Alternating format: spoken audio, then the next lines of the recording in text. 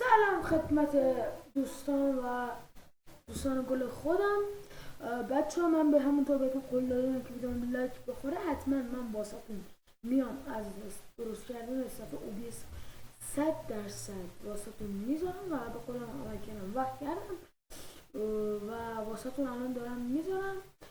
خب بچه ها شما یه کاری کنید، لایک اون ساب بزنید، یادتون نره. خیلی دوستتون دارم، عاشق کنم.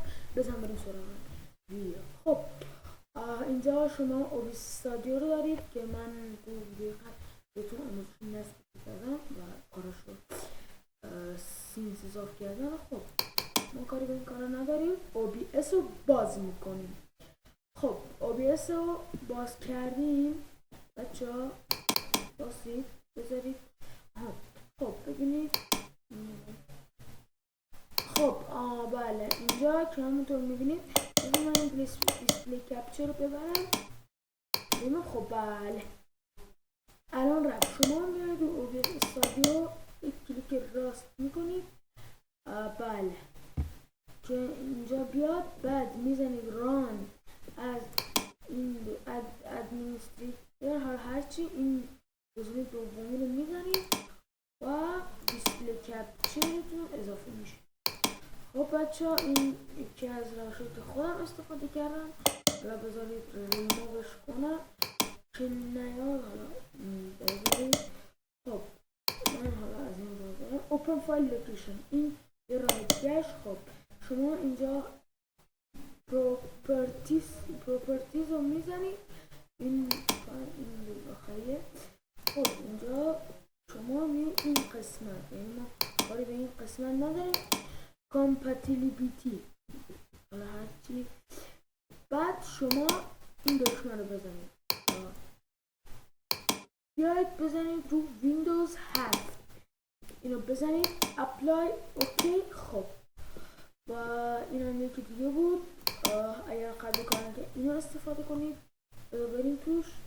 خب اینجا باز میشه و اینجا ادم میزنید، ببخشید ادم میزنید، دیسپلی کپچر رو اضافه میکنید و همون جایی که میبینید الان داره واسه من میاد.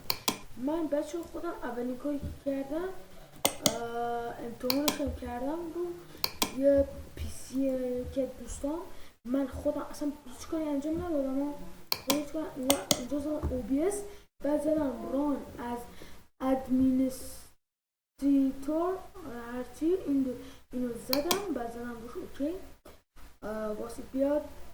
حالا بیاد. خب اینجا من توش کار درسته، ما هیچ کاری نداریم و اینجا ایده که موستونه که توضیح دارم. اوکی الان شما میتونید صفحه سیاه OBSتون درست میشه و من این همین رو امتحان کردم، یه بار دیگه هم توضیح میدم. کلیک کنید ران از هرچی ادمینستریتور. خب این میزنید، اگرم چی ندارم یا اوپن فایل لوکیشن. خب اینجا ران از ادمینستریتور هرچی این اوکی میزنید، شما مستقیم میدید OBS استودیو و بله مشکلتون حل میشه. من مشکل خودم همینجوری حل شد و تونستم مشکلم رو حل کنم.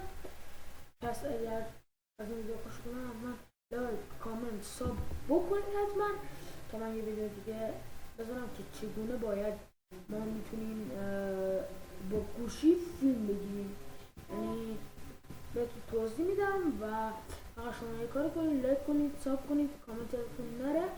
به امید دیدار تا ویدیو بعدی. خدا نگهدار.